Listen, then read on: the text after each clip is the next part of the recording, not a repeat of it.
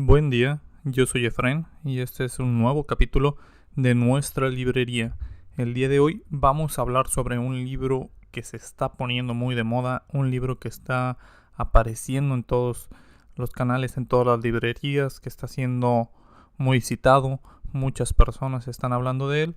Hablamos de 4000 semanas de Oliver Burkeman, un libro que promete ayudarte a gestionar el tiempo, un libro de productividad nuevamente, o al menos así parece serlo, porque cuando empezamos a hojearlo, empezamos a ver de qué trata, vemos que es una crítica tal cual a la creatividad, a la productividad, mejor dicho.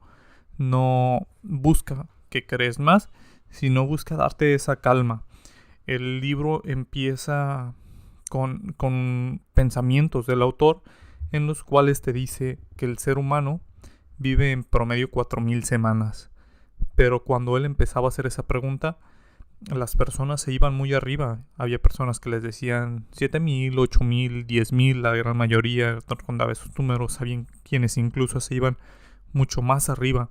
Entonces, parece que tenemos más tiempo o pensamos que tenemos más tiempo del que realmente tenemos. La brevedad de la vida es un gran problema que se trata desde tiempos de la antigua Grecia. Los filósofos hablaban de eso.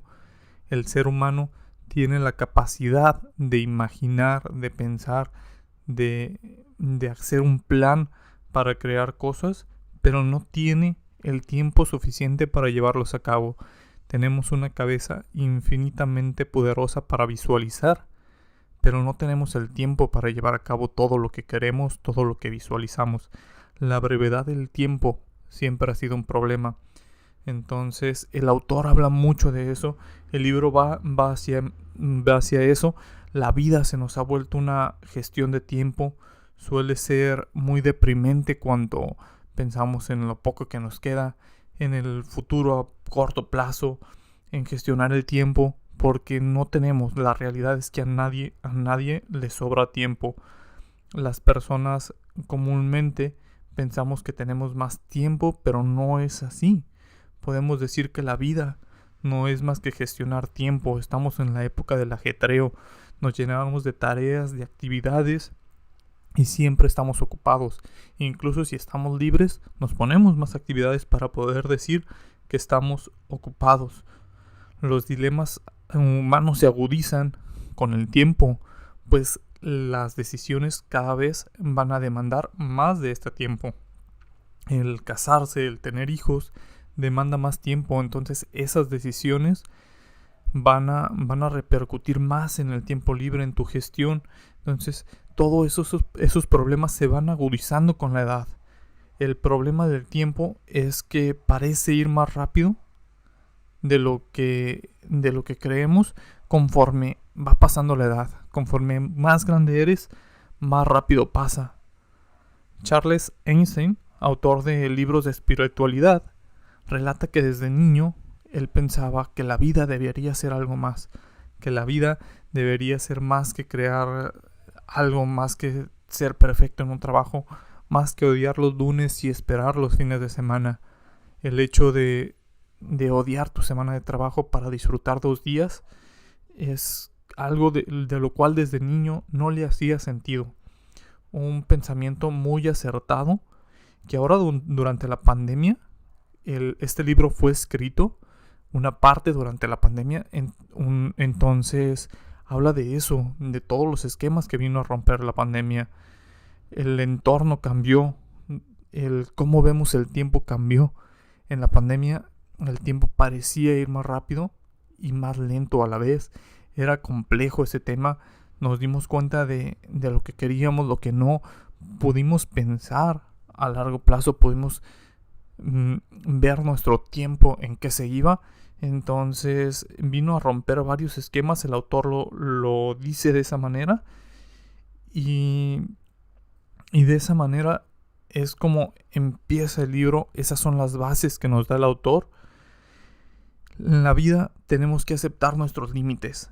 El problema no es el tiempo que tenemos limitado, sino que tenemos ese concepto de que tenemos que ser más productivos, vivir más presionados a hacer más, siempre hacer más. Es un patrón que se nos ha dado, es una tendencia actual, y el tiempo como objeto, como concepto, tiende a ser muy abstracto. Nos ponemos a pensar qué había anteriormente, antes de que existiera el tiempo, antes de que se pudiera medir el tiempo. El tiempo es el año, las horas, pues se empezaron a utilizar como de una manera un poco arbitraria, y no entendemos que es por el sistema de rotación de la Tierra, el girar alrededor del Sol, pero las metas empezaron a enfocar hacia eso. Se empezaron a poner tiempos, se empezaron a crear los meses. Entonces tienes que hacer algo de esta fecha a esta fecha porque es un mes. Y esa manera arbitraria de definir nuestras metas no existía antes. Antes de que existieran los calendarios, antes de que existieran los relojes, antes de que existiera todo eso, la gente trabajaba cuando era el momento óptimo en cuanto a la luz solar, descansaba cuando ya no había luz solar, cosechaba cuando creía que la tierra era fértil en el momento, y de igual manera recolectaba antes de que pensaban que se iba a ir, no para cumplir metas, no para cumplir cuotas mensuales, cuotas anuales. Entonces el tiempo vino a medir todo eso, y cuando más tratas de gestionar tu tiempo con el objetivo de alcanzar una sensación total de control, se puede volver más estresante y vacío.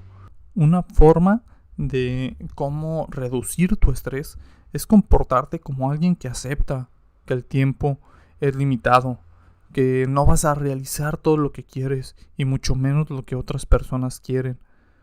Entonces creo que es una buena lección aceptar los límites. Como tal, es una de las primeras lecciones, ya que esto se creó para eso, para metas, para poder controlar, para poder gestionar, para llevar un control, y nos ayuda el tiempo, la calendarización, pero también tiene un lado negativo.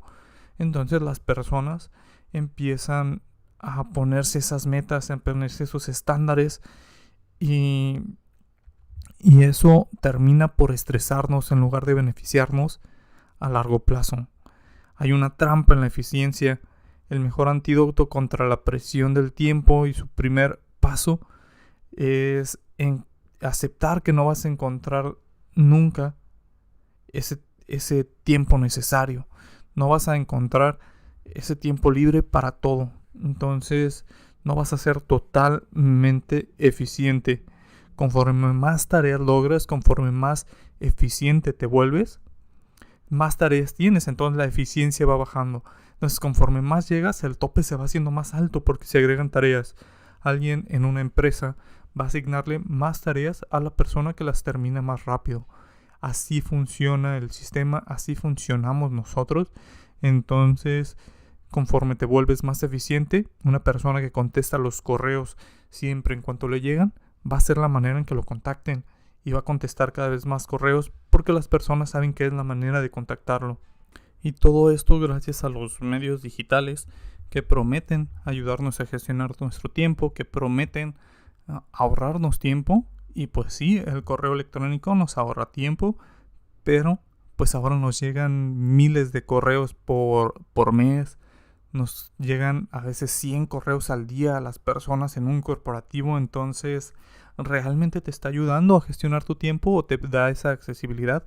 Que no solo es que te lleguen, es leer, es contestar, que algunos son importantes, algunos no. Entonces, esa arma de doble filo que se ha vuelto el internet, porque al mostrarnos todo más cómodo, se vuelve en esa trampa. Porque ahora tenemos Netflix, no tenemos que ir al cine a ver películas, tenemos nuestras aplicaciones, nuestras plataformas, pero esa comodidad ahora nos fuerza a que tengamos que ver más. ¿Por qué? Porque ahora puedo ver Juego de Tronos en una semana porque está disponible, no tengo que esperar, no tengo que ir a verlo a algún lado, no tengo que esperar a que salga en la televisión porque ya está todo ahí. Entonces lo puedo ver todo en un solo lapso. y hay miles de series, entonces tratamos de estar en esa tendencia. Lo mismo sucedió en Estados Unidos cuando nació la aspiradora. Antes de que nacieran las aspiradoras, los estándares de limpieza pues no eran tan fuertes como lo son hoy en día. Con la aspiradora se prometía que las amas de casa iban a ahorrar tiempo. ¿Qué fue lo que pasó? Que ahora tenían la herramienta para que todo estuviera totalmente limpio y ese estándar de limpieza se elevó. Las personas empezaban a gastar más tiempo limpiando porque el estándar se elevó. Entonces hay una trampa en la comodidad. Una trampa que no siempre puede ser lo más efectivo, no siempre puede ser lo mejor. El autor nos sugiere ir renunciando a algunas comodidades, no pedir nuestra pizza por una aplicación de delivery, ir por ella en el carro, tomarnos ese tiempo para hacerlo, porque de esa manera pues gastamos el tiempo, no caemos en esa trampa de la eficiencia, de voy a ser eficiente porque ahora no tengo que ir por mi comida, ya me la van a traer.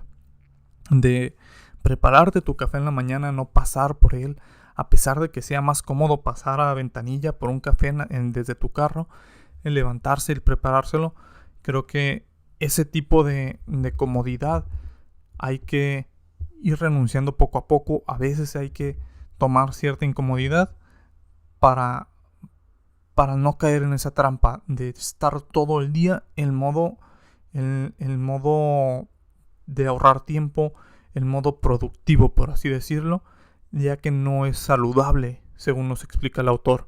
También tenemos que enfrentarnos a la finitud, es decir, somos seres que vamos a morir en algún momento. A medida que tomamos decisiones durante el día, se van construyendo una vida, pero al mismo tiempo va rechazando otras y esas otras vidas alternas van muriendo, por así decirlo, porque ahora todas esas decisiones están construyéndote. No, algunos filósofos sostienen que el tiempo no es una unidad de medida, sino que nosotros somos tiempo, nos construimos con el tiempo. Entonces es interesante ese concepto. Estar vivo es un accidente, entonces no te garantiza nada el que vas a estarlo mañana. Puedes tomar esta mentalidad y tomar decisiones. Cada vez que tomes una decisión, saber que lo que estás tomando lo estás eligiendo y que es una ganancia, y no pensar en que lo estás rechazando otras opciones, sino tomo esto y esto es lo que estoy ganando, en lugar de estoy rechazando todas estas opciones por tomar esta. No, en realidad todo lo que tomes es ganancia, porque podrías no estar aquí. Este capítulo, de los más filosóficos del autor, por algunos tramos del libro toma estos tintes que suelen ser buenos, que lo lleva muy bien, lo aborda de una manera muy simple. Habla también sobre la procrastinación. Debemos aprender a procrastinar mejor. Una vez que estamos mentalizados a que no vamos a lograr todo lo que queremos, debemos saber en qué podemos y en qué queremos procrastinar. Se habla mucho en los libros de aprender a decir que no. Debemos de decir que no, debemos de rechazar para darnos nuestro tiempo. Y el autor dice, claro, eso es lo más sencillo del mundo. Lo difícil es aprender a decir que no a las cosas que sí queremos hacer. Entonces nos da ahí 3 consejos para la negligencia creativa. Dice, reserva tiempo para ti, el primero de ellos, y tus proyectos, no importando nada más. Tienes que darte un tiempo a ti. Elige qué vas a realizar y qué vas a desechar. Entonces, el enfoque. Número 3, y te muestra el ejemplo de Warren Buffett, en el cual él dice que tienes que enlistar las 25 cosas que quieres hacer en tu vida. Crea una lista, 25 cosas que quieras hacer en tu vida. Entonces ordénalas de las que más quieres hacer a las que quizá no tanto, pero aún así pues quieres. Son 25 que quieres, pero en un orden, por así llamarlo. Y entonces las primeras 5 van a ser tu prioridad. Vas a enfocar tu vida a lograrlas. Y las 20 restantes, para sorpresa de todos, te tendrías que alejar totalmente de ellas, porque son las que van a robar tu tiempo. Si, por ejemplo, entre tus 5 cosas está formar una familia, tener una casa, un carro, un patrimonio, ser el mejor en mi trabajo, tener otra fuente de ingresos y viajar por el mundo, ok, ahí están tus 5, pero también las 6 es ser una persona muy, muy fitness. No te están diciendo que no vas a hacer ejercicio, pero no centres tus esfuerzos en eso porque ya lo estás descartando. Quizá vas a hacer ejercicio de manera normal, de manera saludable, pero hay como no llevarlo al extremo, no, que no te empiece a quitar el tiempo, porque si te empieza a quitar el tiempo, debería estar ya dentro de las 5. Entonces, ahí es un consejo interesante, el cómo aborda este tema de la procrastinación. Y nos habla también del problema en las redes sociales. Él lo llama el problema de la sandía, por un suceso en internet, un suceso, me parece que fue en Facebook, en la página de BuzzFeed, cuando 3 millones de usuarios prestaron atención por 44 minutos a una sandía con ligas. Una persona estaba poniendo ligas, 647 ligas a una sandía, hasta que a la liga 648 la sandía explotó. Duraron 44 minutos viéndola. Y las personas en los comentarios lo que decían era: ¿por qué estoy viendo esto? Pues creo que no tengo nada mejor que hacer, o debería estar haciendo alguna otra cosa, pero la gente allí estaba. Entonces, las distracciones digitales se vuelven muy eficientes para distraerte, a pesar de que centramos nuestros esfuerzos en no hacerlo. Porque hay ya aparatos que están forzándose a evitar las distracciones y aún así es difícil lograrlo. Los audífonos con cancelación de ruido, administradores de aplicaciones para que no te dejen entrar. Vas a salas donde no te pueden molestar, rentas una oficina privada, entonces tratas de evitar la distracción. La distracción es parte de nosotros, pero hay que ver en qué distraernos, cómo distraernos. Las distracciones en las redes sociales son quizá las más perjudiciales porque no te distraen solo en el momento, sino que te distraen también fuera de, porque de eso se mantienen. Por ejemplo, te pueden hacer ver en tus pantallas, en tus aplicaciones, ciertos productos. Entonces le vas a prestar atención fuera de la calle. Te van a distraer tanto cuando estás en tu teléfono, en tu computadora, en tu iPad, tanto como cuando estás fuera de la calle. Puede ser ahí lo más complicado de todas las redes sociales, ya que existen miles de personas trabajando para retenerte en estas redes sociales. Y no hablo de los creadores de contenido, de las personas que suben, sino personas que buscan detrás de un algoritmo cómo hacer que las personas permanezcan más tiempo en pantalla, cómo hacer que lo que te muestran en pantalla sea más rentable, se pueda vender mejor. Entonces existe todo eso en las redes sociales. El autor también nos habla de la distracción, pero ahora desde el punto de vista de los monjes. Nos muestra una historia de que un monje se bañaba con agua helada y al principio el monje trataba de distraerse totalmente de eso para aminorar el dolor, pero no lo hacía. Después de mucho tiempo, pues el monje se preguntaba por qué lo obligaban a bañarse con agua fría. Después dejó de tratar de distraerse, empezó a prestarle atención al agua fría y de esa manera empezó a dejar de sufrir. Estos monjes sostienen que el sufrimiento humano puede reducirse a ese esfuerzo, puede resistirse si prestas atención plena en el momento. Es decir, estar centrado ahí, estar en el momento, puede reducir tu estrés, puede reducir tu sufrimiento, puede reducir todo si no prestas atención a las distracciones, ya que a veces tratamos de distraernos para evitar el sufrimiento, para evitar el aburrimiento, para evitar muchas cosas. Ahora que sabemos que no podemos lograr todo, que el tiempo que tenemos no es suficiente, también debemos saber que el futuro es demasiado inconsistente. Tenemos una ansiedad por controlar lo incontrolable, como el futuro, por ejemplo. La vida siempre se puede salir de control, nada está planeado. El pasado ya no se puede cambiar y el futuro es inconsistente. Entonces, si descartamos esas dos opciones, solo nos queda quedarnos en el presente. Un plan no es más que una declaración de intenciones en el momento presente. Solo eso. Entonces a veces planeamos, pero solo estamos declarando al futuro. No quiere decir que los planes sean malos, pero pues hay que enfocarnos también en el presente. Los planes suelen ser muy optimistas, entonces suelen tardar más de lo que en realidad van a llevar. Y debemos estar conscientes que estamos aquí. No ver todo a futuro. Debemos tener ese equilibrio, creo yo. A veces creo que se puede malentender este capítulo en que no pensamos en el futuro, pero sí debemos tener un equilibrio. El autor nos habla sobre su primer hijo.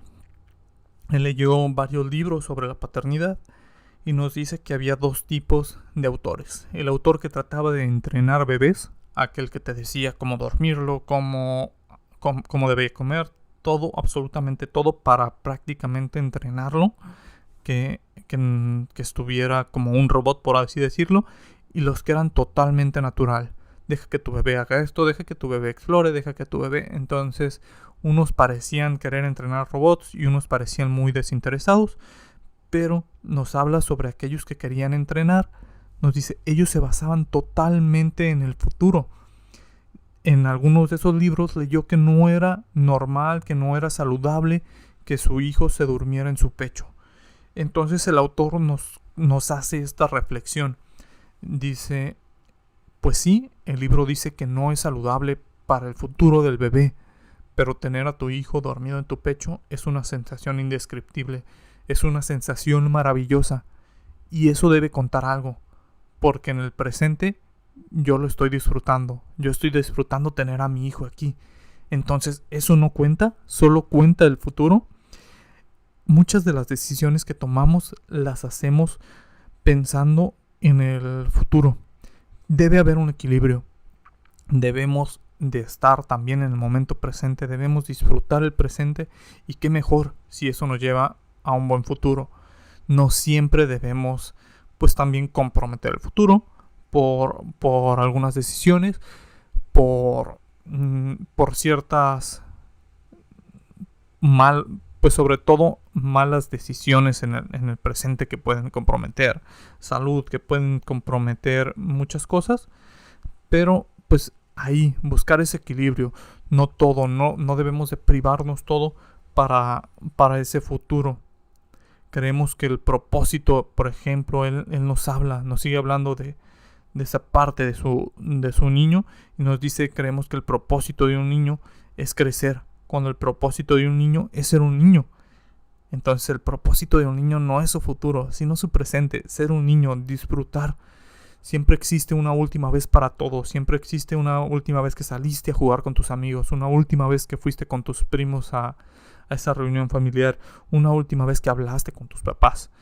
El problema de las últimas veces es que rara vez sabemos que es la última vez. Entonces, aprender a disfrutar el momento presente, no centrarnos en el futuro. Tenemos una reflexión muy famosa, la reflexión del banquero y el lanchero.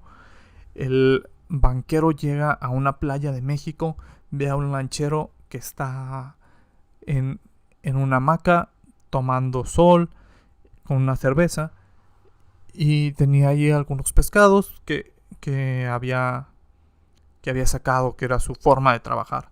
El banquero le dice que ¿por qué descansa tanto? Le dice, tienes un buen bote, deberías de pescar más, deberías de producir más. Si pescas todo el día, puedes comprar un segundo bote, lo alquilas y así en unos años tendrás una flotilla, y después de tener esa flotilla vas a poder tener una empresa para exportar. Después de que tienes una empresa para exportar, la puedes delegar, entonces vas a estar libre, vas a ser millonario y vas a tener tus días libres. Y el lanchero le dice, ¿para qué quiero eso? Pues es que una vez que tengas todo eso, vas a poder sentarte en una playa y disfrutar de una cerveza tranquilo. Cuando el lanchero lo que hacía. Entiendo lo que hay detrás. Es mucho mejor disfrutar con un soporte económico, con un soporte de crear algo detrás, de tener algo, de estar sólido, pero pues disfrutar el momento presente, no hacer todo a futuro, no buscar todo a futuro. Sí debemos mantener ese equilibrio. Aquí el autor nos habla como si solo el presente existiera, y a final de cuentas sí, solo el presente existe, pero existe una gran posibilidad del futuro. Entonces debemos mantener ese equilibrio, creo yo, en el cual debemos disfrutar y prepararnos para lo que pueda venir, pero siempre disfrutando el presente. Creo que es lo que trata de decirnos el autor, vivir con plenitud en el presente. Puede ser que sea solo es cuestión de darse cuenta que nunca se ha tenido otra opción que estar aquí y ahora. También nos dice sobre redescubrir el descanso. Ahora parece que debemos agendar un descanso, debemos planear cómo vamos a descansar. A veces decimos, tengo que ir a tal lugar para descansar y recargar baterías. Entonces nuestro descanso ya tiene un propósito, no simplemente es descansar. Tienes que recargarte para poder hacer algo más. Tienes que llenarte, tienes que prepararte. Entonces tu descanso es una preparación para tu semana productiva, para tu sprint de productividad, por así decirlo. Entonces el descanso no solo es dejar de trabajar, hay que tener las condiciones para ello, hay que tener las mentalidades para ello. Hay actividades que no tienen un fin específico. El autor habla de salir a dar un paseo, y habla de solo dar un paseo, no de salir a correr, porque muchas veces salir a correr tiene unas metas de tiempo, tiene unas metas de distancia. Entonces dice simplemente pasear, caminar, pues no tiene un propósito, sin llegar a algún lado en específico. Simplemente sal, camina. No vas a tener un momento, no vas a tener un propósito, no vas a tratar de ir a algún lado. El momento presente se va a volver muy valioso, ya que no estás tratando de hacer nada, simplemente estás caminando. Tendemos a ser muy impacientes. Se calcula que la página de Amazon, si cargara un segundo más tarde, perdería $1,600 millones al año en ventas. Tendemos a comportarnos como si todo el mundo tuviera que moverse a la velocidad que nosotros queremos. Vamos manejando y tratamos de pitar y hacer que los demás se muevan porque nosotros llevamos prisa o porque queremos que los demás vayan a la velocidad que nosotros queremos que vayan, cuando eso no lo va a cambiar. Somos una cultura demasiado impaciente, y el problema con eso es que nos está costando en actividades que son muy favorables para nosotros. Por ejemplo, la lectura. La lectura es una actividad que tiene un ritmo marcado, que no se puede adelantar, que no puedes hacer dos cosas a la vez. Tendemos a preferir actividades en las cuales podemos hacer dos cosas a la vez. Ok, voy a limpiar la casa, pero voy a escuchar un podcast, pero voy a ver una película de reojo. Entonces tratamos de hacer 2 o 3 actividades al mismo tiempo. La lectura nos compromete a solo estar en una actividad, a solo estar en el momento presente, a estar pegados ahí, y no puedes ir más rápido. Es algo que tiene un promedio de lectura, entonces se vuelve una actividad complicada para las personas impacientes. La lectura, el tratar de leer todos los días, el dedicar unas páginas, va a mejorar nuestra paciencia. Entonces debemos empezar a poco a leer para programarnos a eso, para programar nuestra paciencia, para empezar a ganar otra vez ese tipo de paciencia. Nos muestra una historia de una profesora de arte en Harvard, la cual en su primera clase ponía a sus alumnos durante 3 horas a visualizar una pintura, a visualizar una obra de arte, una escultura. Entonces el autor decidió hacer eso, y habla sobre la impaciencia que se siente al principio, ya que son 3 horas sin dispositivos, 3 horas prácticamente sin moverse, viendo una pintura, viendo una obra de arte. Entonces habla que después de que dejan de luchar con la idea de que se quieren ir, empiezan a apreciar de verdad ya sea la pintura, ya sea lo que tengan por delante, una escultura, una pintura, una obra de barro, lo que sea, pero lo empiezan a apreciar. El autor nos da 3 principios para la paciencia. Los 3 principios de la paciencia. El primero, disfruta de las dificultades. Las disfrutes o no, ahí van a estar.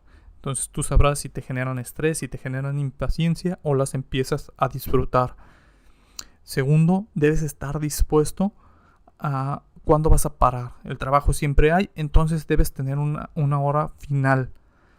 Y tercero, el éxito está reservado para quienes tienen la capacidad de esperar, de volver a hacerlo, de tener esa paciencia, de esa persistencia, de hacer las cosas. Entonces, ahí nos da esos 3 principios que nos pueden ayudar mucho en este capítulo sobre la paciencia. Tiene otro capítulo también sobre los nómadas digitales. Hoy en día la gente, si él sale de sus casas, trabaja desde alguna parte del mundo, simplemente con una computadora, puede estarse moviendo, pero a costa de varias relaciones personales. No podemos formar relaciones sólidas si nos estamos moviendo de ciudad en ciudad.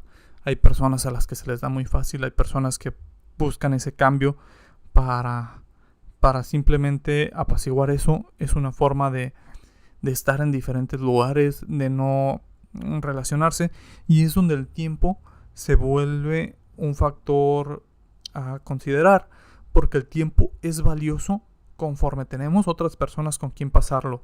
El tiempo solo por sí no es tan valioso como creemos. En un experimento en la Unión Soviética, el gobierno de Stalin, por crear la semana perfecta, por ser mucho más productivos, por no parar las fábricas y ganar más dinero, armó la semana perfecta. Una semana de 5 días en la cual la dividió por colores. Entonces la gente descansaba un día a la semana. Digamos, los lunes descansaban las personas que tenían la semana de rojo. El martes los de azul. El miércoles los de verde y así. Jueves y viernes solamente había 5 días. Y al momento de descansar, estas personas no tenían a sus amigos. Entonces el tiempo de descanso se volvía aburrido, no tenía trascendencia, ya que no tenían con quién pasarlo. Se vuelve ahí complejo. Habla también de Mario Salcedo, que es una persona que ha vivido en un crucero por 20 años, que ha vivido prácticamente de vacaciones 20 años, diciendo que es la envidia de todo el mundo. El autor dice pues que por lo menos de él no, ya que él vive en una soledad en la cual pues conoce a los empleados de los cruceros. Es muy famoso él entre ellos, pero no ha podido crear relaciones duraderas con otras personas. Siempre está ahí. El tiempo es valioso cuando otras personas también tienen ese tiempo para compartir contigo. Ese capítulo muy bueno, una crítica a todos los que buscamos ese tiempo libre, pero debemos buscarlo junto con otras personas. A veces esas rutinas de productividad, de tu mañana perfecta en la cual tengo un horario inflexible, nos alejan de las otras personas. Entonces tú debes elegir tu prioridad. Si quieres tener flexibilidad para estar con otras personas, o quieres tener flexibilidad o quieres ser inflexible, mejor dicho, y lograr tus metas a pesar de no tener las relaciones personales que quisieras. Somos insignificantes cósmicamente, así lo llama el autor. Dice, no somos más que un pequeño abrir y cerrar de ojos en todo el universo. Entonces no vamos a ser trascendentales. Existen muy pocas personas que han trascendido desde el origen de la humanidad, desde que se tiene memoria hasta hoy en día, y que van a seguir siendo recordadas por muchísimos años más. Entonces no busques ser una persona que trascienda. A final de cuentas, todos se van a apagar, todos van a dejar de ser recordados, y es algo normal. De eso se trata el mundo. Entonces eso no debería quitarnos la motivación, sino que debería dárnosla. Somos libres, podemos hacer lo que queramos, no lo que la gente quiere que haga. Nos da 5 preguntas para realizarnos a nosotros mismos, para que veamos si estamos utilizando el tiempo de manera correcta. ¿En qué situación de tu vida estás buscando la comodidad cuando lo que requieres es incomodidad? La primera pregunta. Segunda pregunta, ¿estás comportándote y juzgándote por estándares de productividad o rendimiento que son imposibles de cumplir? Segunda pregunta, ¿en qué sentido aún no has aceptado que eres quien eres y no la persona que crees que deberías ser? Cuarta pregunta, ¿en qué ámbito de tu vida estás poniendo freno a la espera de tener la sensación de que sabes lo que estás haciendo? 5. ¿En qué serías diferente si tus días te preocuparan tanto que tus acciones llegaran... ¿En qué serías diferente, si tus días no te preocuparon tanto que tus acciones llegaran a buen puerto? Y al finalizar el libro nos da 10 consejos para aceptar que tenemos esa finitud, que no vamos a lograr todo. Nos dice que adoptemos un modelo de volumen fijo de productividad, que nos enfoquemos en una cosa, que incluso podemos tener una lista de 10 cosas que queremos hacer. Entonces no podemos agregar nada a esa lista, podemos tener otra, que es una lista abierta en la cual puedes tener muchísimas más, pero en la lista cerrada solo puede haber 10 y no puedes agregar otra a menos que hayas cumplido una de esas 10, entonces se tacha y puedes agregar otra, nada más. Entonces no puedes tener 20 proyectos, 20 cosas por hacer. Aborda proyectos de uno en uno. Lo mismo, enfocarse. Enfocarse es una de las maneras en las cuales vamos a poder sentir que estamos aprovechando el tiempo, que estamos teniendo avances. Decide en qué fallar. El número 3. A veces no vamos a poder lograrlo todo, entonces saber en qué vamos a fallar es importante, elegirlo nosotros a que lo elija la vida. 4. Céntrate no solo en lo que te queda por hacer, sino en lo que ya hiciste. A veces caemos en baches y tenemos que hacer muchas cosas, pero no prestamos atención a todo lo que hemos logrado antes. Ponle foco a tu empatía. Para todas aquellas personas que quieren ayudar, debemos apoyar a fundaciones, pero no tratar de ayudar a los animalitos y tratar de ayudar a personas discapacitadas y a personas sin hogar, y sino ponerle foco, elegir dónde vamos a centrar nuestro esfuerzo para ser importante en una y no mediocre en toda, por así decirlo. Emplea tecnología aburrida que te sirva para un solo propósito. Si vas a leer, nada mejor que un libro físico, en dado caso un Kindle, ya que si lees en el celular o en una tableta, pueden existir distracciones, las notificaciones. Si de verdad te está costando tanto trabajo, cambia tu celular a modo blanco y negro. Entonces va a ayudar a que no tengas como todos esos focos que te distraen, todas esas notificaciones. Trata de apagar notificaciones. Número 7, hay que buscar novedad en lo mundano. Prestar atención a todo, a tratar de que lo aburrido nos parezca, lo que antes nos parecía aburrido nos parezca interesante. Hay que ser un investigador de las relaciones. Si vamos a vernos con amigos, hay que tratar de investigar lo que les gusta, hay que tratar de comprender lo que les gusta, de formar esa relación con ellos de esa manera. Cultiva la generosidad instantánea, hay que hacer donaciones, hay que preguntarle a nuestros amigos cómo están, hay que hacer más valioso de esa manera nuestro tiempo, ayudando hacia los demás, sirviendo hacia los demás. Y número 10, ejercita tu capacidad de no hacer nada. Si no puedes soportar la incomodidad de la inacción, es probable que tomes malas decisiones. Entonces hay que aceptar cuando estamos aburridos, hay que aprender a aburrirnos. Lo mismo decía Cal Newton en su libro Enfócate, que ya también lo tenemos en un resumen aquí. Hay que aprender a aburrirnos. Estamos en la fila del mercado y no podemos esperar un minuto sin sacar el teléfono celular, porque no toleramos el aburrimiento. Entonces hay que aprender a aburrirnos. Un libro muy bueno, un libro que nos hace pensar, un libro que tiene tintes filosóficos por algunos lapsos, que me parece que es una lectura obligada. Hace esa contratesis a la productividad que buscan todos los libros que te prometen que vas a lograr 1000 cosas. Entonces el autor no está peleado con eso. Dice que el mayor problema es que lo logras en algunos de ellos. El problema de hacer caso a todos esos libros es que lo logras. Y cuando lo logras, te van a dar más. Y vas a necesitar más. Entonces hay una finitud, no tenemos un tiempo infinito. Y es lo que debemos aceptar. Un extraordinario libro de Oliver Burkeman, que es recomendado para todo el mundo. Por el momento es todo. No se olviden de seguirnos en las redes sociales, ahí en Instagram como Nuestra Librería, en YouTube, en Spotify o Apple Podcast para más resúmenes de libros. Entonces, por el momento es todo. Nos vemos.